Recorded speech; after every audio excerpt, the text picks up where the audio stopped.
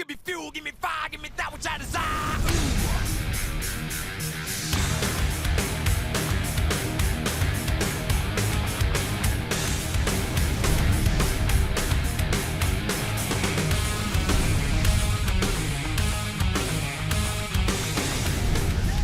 My name is Joyce Lander. I grew up in the reservation at Greasewood, Arizona, and I'm a second-year welding student at NPC.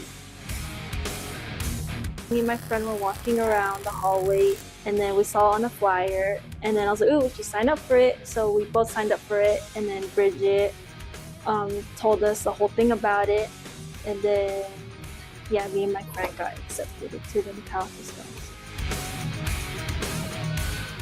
What inspired me to become a welder? In high school, I did it through my freshman and junior year, and I just really liked it. My dad did it, and I just really liked it. Metallica Scholarship helped me with my tuition, with gas money, because I live 50 to 45 minutes away from PDC. Every month, they always give me a fuel card from Speedway, $100 worth of gas, and then I use it every day to come here and go back to my house.